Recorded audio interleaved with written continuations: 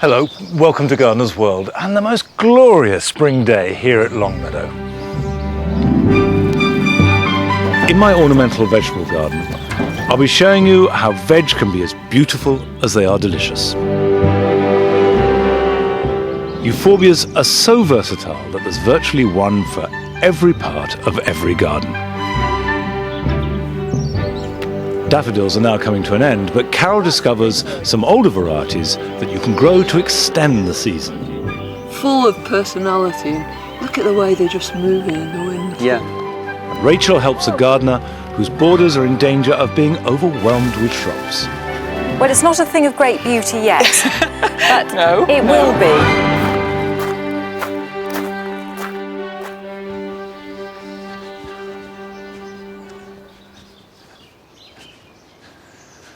One of the many delights of this time of year is the way that the deciduous hedges are coming into new leaf.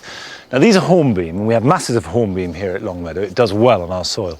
And it has brown leaves all winter, and then these fall off because they're pushed aside by these new leaf buds that are coming through and opening out. And in a few weeks' time, this will be a green wall of that incredible lustrous green you get in May and at the end of April. And it frames what we call the cricket pitch, which is a fanciful name really, because we only once had a cricket net up here where the children played, but that hasn't been the case for about 10 years. We let the grass grow long and we've put bulbs into it. And you can see there are daffodils nearly over, we've had crocus and a few fritillaries. And that's what I want to increase today, because fritillaries do really well on our soil. This is Fritillaria miliagris, which is the snake's head fritillary. And I bought these in flower from the internet, and you see they're quite a delicate bundle. And to buy them in flower like that costs about £22 for 50, whereas to buy them as bulbs, which you plant in autumn, would be £25 for 100, so roughly twice the price. And the real advantage is that you can see what it looks like. You can put them in now and plan the way that they look. And also you get that instant gratification, let's be honest about it. It's nice to see results straight away. And I'm planting them with a trowel, just chopping out the soil and popping them gently in, and they are quite fragile, things like this. Now, snake's head fritillaries will naturalise, and there are wonderful examples. Magdalen College, Oxford, has got a meadow full of fritillaries, and at Cricklade there's fields of them. And they spread by seed, and of course that's what I want to happen here, but it's a slow process. Probably not in my lifetime will they become a great meadow, but they will spread gradually. So that's fine like that. And what they like is ground that doesn't dry out in summer. They're from water meadows, so that they flood in winter, and then they flower, and then the grass grows up and gets cut for hay, and the seed of course has fallen by then. And it's spread on the ground, and the haymaking process spreads it. Now in gardening terms, all that means is if you don't want long grass, then don't plant bulbs into it. Because if you cut the leaves off, and before they set seed, you'll find that all your bulbs will disappear. One of the things that I particularly like about fritillaries is that they extend the bulb season. They're a link between the early spring bulbs and then the great burgeoning of spring.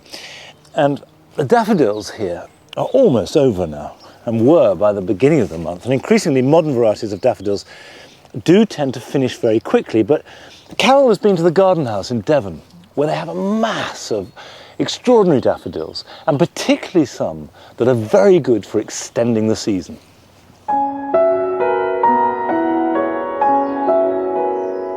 Narcissus are synonymous with spring. It's the Latin name for a genus of bulbs in the Amaryllis family, flowering mainly in the spring and native to Europe and North Africa. Usually we call them daffodils, and when those big, vibrant, rich yellow flowers appear, we know spring has arrived. Right now though, many of them are coming to the end of their show. But luckily, there's a whole range of old heritage varieties that are just coming into their prime. And Matt Bishop, curator of a garden house in North Devon, has a real passion for these very special daffodils.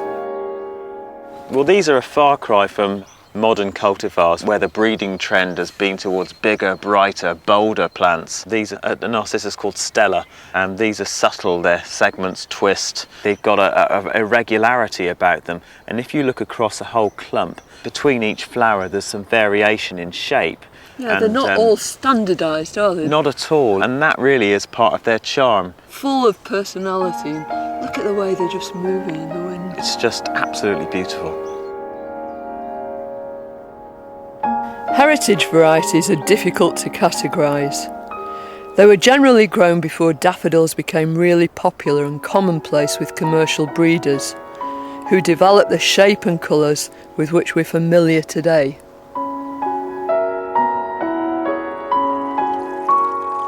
I think that Narcissus cyclaminius just has to be my all-time favourite. It's a very undaffodil-like daffodil, isn't it, really? But tremendously important because of its features. Its swept back, rather frightened-looking flowers. The breeders have been trying to incorporate this feature into their hybrids. They're going over a bit now, but they're already fattening their seed capsules. So lots of these are self-sown? They do. They seed around. We started with a small patch and we've ended up with a great drift. And it's difficult to buy as dry bulbs, isn't it? Because the bulbs are tiny, aren't they? They're tiny, and it's much better in many ways to buy them in pots when they're in flower. Yeah, you can see what you've got and you stand the chance of getting your own seed too. Exactly, yeah.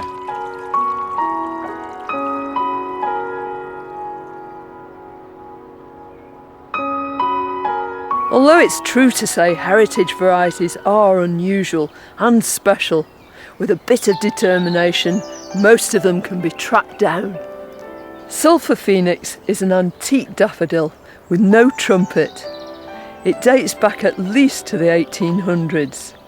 I love its poise, its gentle colouring, and the way in which each petal is separate from the rest, completely unmuddled. If you love trumpet daffodils, what could be more refined than Narcissus johnstoni? Its deportment is impeccable and its colour as pale as the best lemon souffle.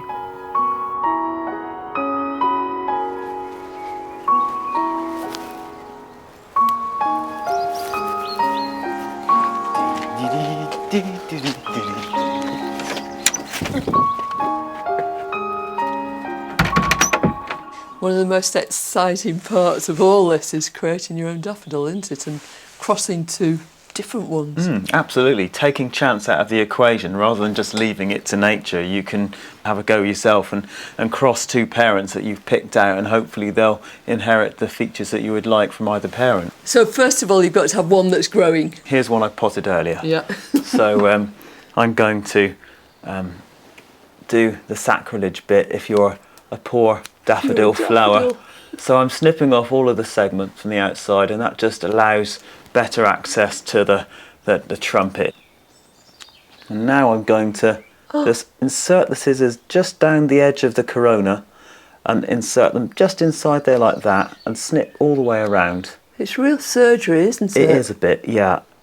Right, so and now they're all exposed. What I'm going to do is to actually... important sexual bits. Yes. Yeah. So we're just going to remove those anthers just before... There we are, like so the that. anthers are the bits that bear the pollen. Yeah, and by removing them before they shed the pollen, I'm just completely eliminating the any chances of self-pollination. Yeah. So your stigma's there in the middle with... The stigma's there in the middle, ready to receive pollen. Ready and now we waiting. get down and dirty. What we're going to do now is actually to reveal the anthers, which we're going to apply to the stigma. Yank off this here and just get those anthers exposed. And the anthers are covered in nice fluffy pollen. And what we're going to do is apply the pollen to the stigma, and that's about it. Right. So you're going to wait then for that seed capsule to form? Yeah, and just probably in about 6 to 8 weeks, just as the leaves are dying down, you'll notice the seed capsules start to yellow, they fatten and go inflated. I pick it off, bring it indoors and put it in a small container to actually collect the seed in a place where you know it is. Yeah. And then sow it immediately. And when do you expect it to germinate? Next spring. Right. And then possibly 4 or 5 years afterwards, the first flowers. Boy, it can be well worth the wait. Oh, can't it? absolutely.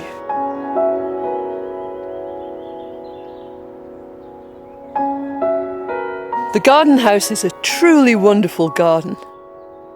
Other great gardens where you can see spring bulbs at their very best right now are Coton Manor Gardens in Northampton, the Guy L. Wilson Garden in Londonderry, Northern Ireland, and Abbey House Gardens in Wiltshire.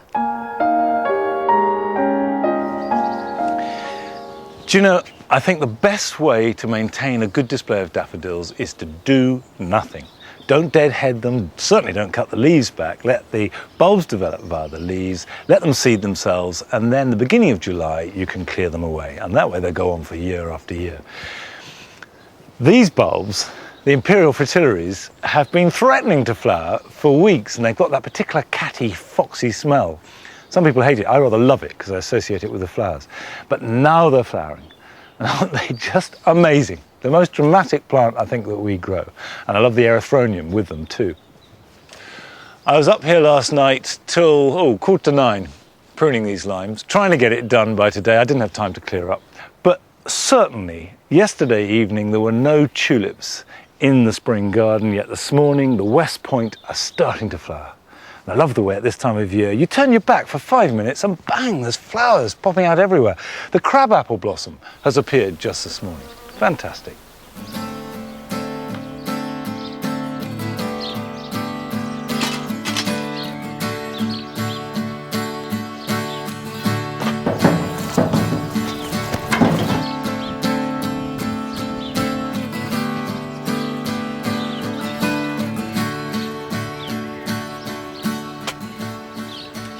I'm planting an avenue of artichokes here in the ornamental vegetable garden. And this started out life as our veg patch, and gradually over the years it's got more and more ornamental, but it's still a working vegetable garden. And for all the fastigiate yews and the box hedging, these beds grow food, and food that we like to eat. And I like that. It's fine, because it's still very much a working vegetable garden, but the only proviso is it's got to look good. So we're choosing our varieties for ornamental value as well as taste. And it's not difficult to do that. You're not really having to make many compromises because so many vegetables look fantastic. If you think of ruby chard and purple podded peas and artichokes and climbing beans, and then you can put in sweet peas and things like that too. But by having them along here on either side, I've got this rhythm. And I'm planting a particular variety called Violetta di Chioggia. And these are the flowers. Now, don't they look amazing? Isn't that beautiful? They taste really good too, and I love artichokes. So you've got a perfect combination. And it doesn't matter what variety you choose, if you're planting them, they do like rich, well-drained soil. Now my soil has had 20 years of muck and a little bit of magic to improve it, and it was good to start with. By the way, aren't these wrapped beautifully? They're wrapped up in moss. Isn't that lovely? Let's just take that off. And I hardly need to dig. I can almost use my hands, but I'll just turn the soil over. I don't add anything underneath them because it's so rich. But if you've got very sandy soil, add plenty of goodness. And if it's very heavy, you do need to lighten it up, because I don't like sitting in cold, wet soil. And when I've planted them all, I will water them all in and then give them a mulch. And for the first year, I want them to concentrate on developing strong roots. So they will throw up a stem with a largest flower on it, and you should cut that off before it gets too big. And if they do develop other flowers, which they will later on in the year, eat them small. Don't let them get bigger than a golf ball size, so that the roots get really strong. That means they'll overwinter much better, and next year you'll get a better harvest. And really, I think artichokes last, 3, 4 years, and then you need to replace them. But because they're so easy to propagate, that isn't a problem. Right. Whatever you do with your veg and however you grow them, you're going to have to deal with the same problems that we all have to do, however common they may be. And one of the many emails and letters we got in response to our garden dilemmas was from Ian Purdy. And it says very simply, how do you prevent carrot fly? Well, as it happens, Ian, I will be sowing carrots next week, so watch next week's programme and we'll cover that. But I've had many emails about shrubs, and a couple about shrubs going out of control. So Rachel went along to see if she could help rein them back in. She's off to meet Moira Gardner, who lives in Surrey. Moira, hi. Very Nice nice to to meet you too. You too. Let's Please go and come see on the in. garden. So how long have you been here? I came in September, so just 6 months. Right. I wanted a small house with a large garden, and here we are. And you've succeeded. Yes, yes. But there are some issues that I've got. I think the first thing is that you don't have to be in a rush. You've been here since September, so you've been through an autumn and a winter, but you've not yet seen it in spring and summer. So there might be things that perhaps don't look promising now and they're going to be beautiful and you'll fall in love with them and want to hang on to them, and other things that don't work at all. But I know there are areas that you really want to tackle now. Well, I've already made a start on this part of the border. Taken out something I thought was dead, Right. created some space, but I'm not sure what to do next. This doesn't look very good, rather ugly and in the way. No, I agree with you completely. This is a Choicea tonata, which is a great sort of workhorse of a plant, but you've got one enormous one, you've got this other one at the front. It's in completely the wrong place because it's right here at the front, so you're forever going to be hacking back at it in order to try and keep it away from the edge of the grass, otherwise you'll lose the grass around here. Yeah, Maybe so- that's something we could get rid of. We'll take that out now? Oh, okay. Let's do right, it, okay, let's go do for it. that.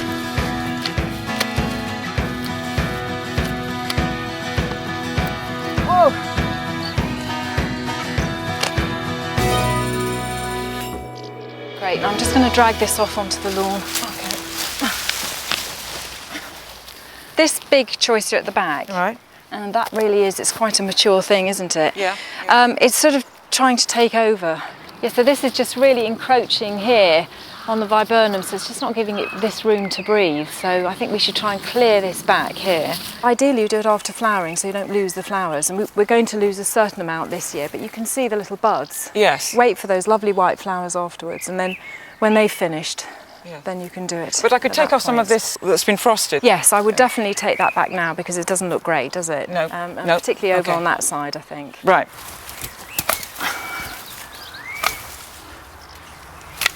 If I'm cutting down into the wood, how far can I go? Down into the old wood? Well, they're very forgiving, so certainly you can cut them back very hard. You could do it all in one go, but I think a better approach is to do it over perhaps 3 years, and you take back a third of the oldest stems each year, right down to the base, so it invigorates the plant, it'll send up new growth. Well, let's step back and have a look at it. It's always a good plan before we go too far. Well, it's looking really much better now, a really nice shape, and I can see how this viburnum looks better in this context. As a backdrop, certainly I don't want to lose it at the moment. Excellent. So, yeah. It's a good start, and look at this space we've created. Yeah, well, yes. Lots of, let's get rid of all Lovely this. room to put in something a little bit more interesting, and that's going to give me colour for a longer period of the year. So Exactly, so shall we put some perennials through the front here? that would be exciting. Make it yeah. a bit less shrubby. Yeah.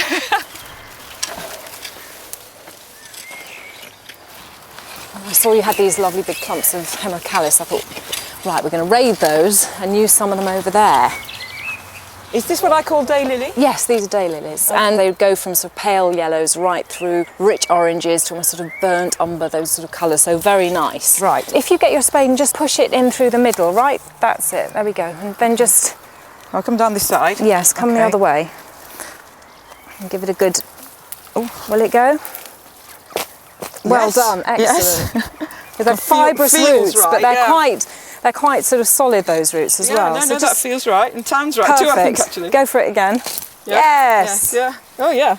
And this is the right time to divide them. Yep, fine to move them now. You can do it in the autumn as well when they finish flowering, but I think there's something about the vigour in their growth at this time of year. They sort of want to grow, so I quite like moving them now.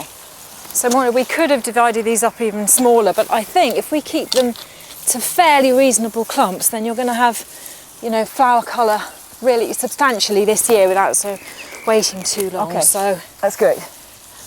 and I know that you've also been out spending, haven't you? You've Yes. had a little spend. I've indulged myself with some of those herbaceous plants in those strong colours, reds and yellows and so on, that I really like. This looks like a great selection you've got I've even here. put some blue there. That's Some blue, so- Veronica and Achillea.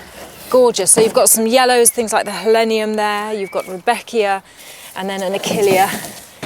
Oh, this is terracotta. This I grow masses of. It's fantastic. It's got really dark, rusty red flowers, and then as they age, they get paler, and I love that sort of horizontal shape of the flower. It's fantastic in a mixed bed. Okay, So, good, and good. you know what? I was wondering, because these look like fairly good plants. Let's give them a squeeze. Let's have a look at the root ball. Now, what we could do, actually, is get a couple of plants out of this as well. If we divide this, Okay, oh, I like that we'll idea. double them up. Yes. Let's pull that now.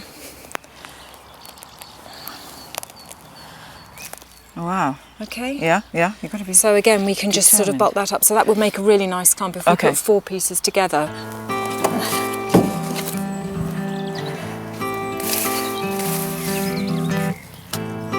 This is the really fun bit, when we try and get the combination of shapes, textures and colours just right. I think it's looking good, Moira. I'm absolutely delighted. I really love the way, even the leaves already, the lovely contrast in the sort of feathery and the silver and the bright green. So, yeah, I'm really excited. Really going to be a great summer.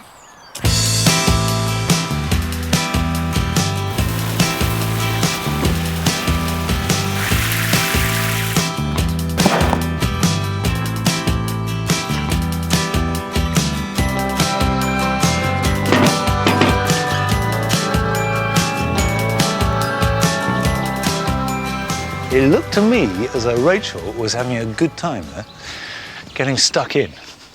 Now this is the wall garden. I was in here last week sowing some hardy annuals and also repairing the grass. And look, it seems to be taking well. That's knitting, starting to grow. Another week I'll mow that and we'll be able to tread on it absolutely as normal. And the wall garden really is where we eat, it's where the children have played as they've grown up. And I want to add some euphorbias. There are so many different species of euphorbia. There is certainly one that you can put anywhere in your garden.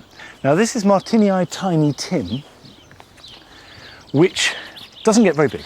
It probably grows 12, 18, maybe 2 foot on our rich soil, which is fine because it's in front of the rows, it's fairly near the path, not too near, because as with all euphorbias, it does have a sap that can irritate your skin. And if you've got sensitive skin, it's probably a good idea to wear gloves.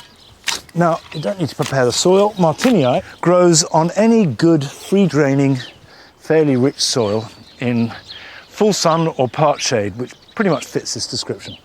This is west-facing. I can pop that in like that.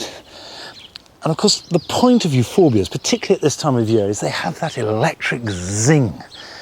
It's this beautiful lime green, which no other plant quite gets to the same. In fact, these aren't the flowers, these are the bracts around the outside. Now, that as a group will make a really good impact. A group is always more effective than the same number of plants dotted about. And I'm going to make another group of these euphorbias here. Now, this is Euphorbia cyparissius, fen ruby.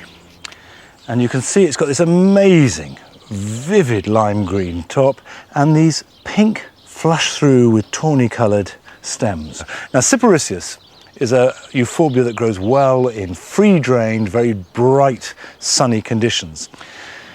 I just want to show you while I'm here about the sap because it is very spectacular. If I cut a piece off and if I cut that out, now do you see the latex? That sappy latex there that's bleeding out.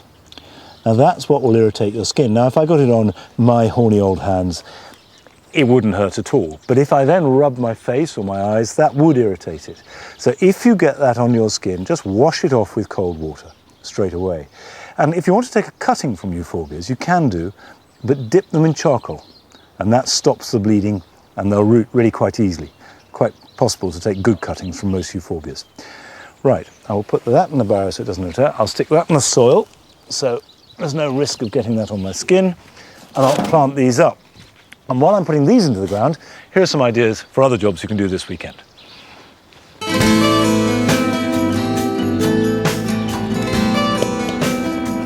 If you have sweet peas ready to plant outside, it should be safe to do so now, especially if you live in the south or a sheltered area.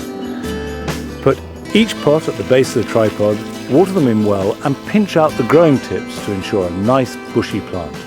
And if you haven't sown any seed yet, it's not too late to do so if you put the seeds directly into the soil at the base of each tripod. Just over a month ago, I sowed some salad seeds in the greenhouse to use the space before it gets filled with tomatoes. Well, the job for the weekend is to enjoy it. Pick them when they're very young, because they're not going to be there for long, and have a beautifully delicate salad.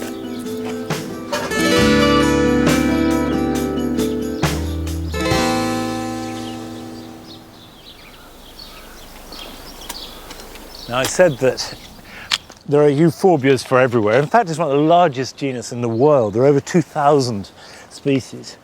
And into the jewel garden here, I'm adding a suitably rich colour. This is Euphorbia wolfenii, which is a subspecies of Euphorbia caraceus. And as you can see, it's got these fabulous cymes, as these are called, these great towers of flower, and a really beautiful, elegant, grey-blue foliage. Now that will go in there.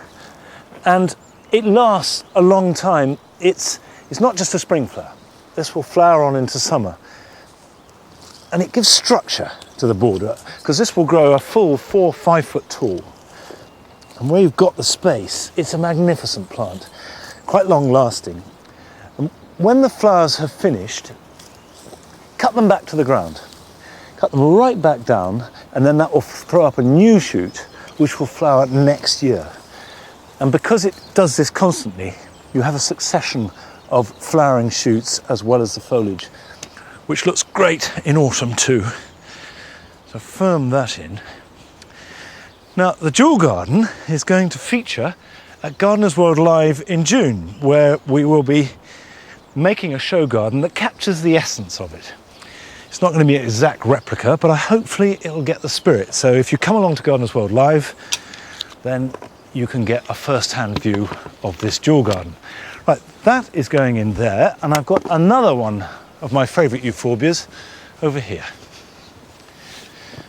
This is Euphorbia griffithii fireglow, and you can see it's got this incredible orange-pink inflorescence and pink stems.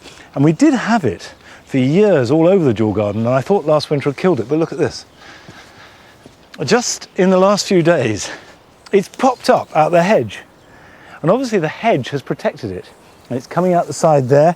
We've even got it pulling out the side. And that's the sort of scale it can grow. It'll come up like this. There's great stems with their pinky, ruby, coral-coloured glow. And of course, it wants to flower with this fantastic fiery flame. I'll keep that flame burning by adding some more griffithii into this part of the jewel garden. Lots to do. No more time to do it in, I'm afraid. That's the end of today's programme. But next week, we've got an hour-long Easter programme. But it does start half an hour earlier, 8 o'clock to 9 o'clock here at Longmeadow. So join me then. Bye-bye.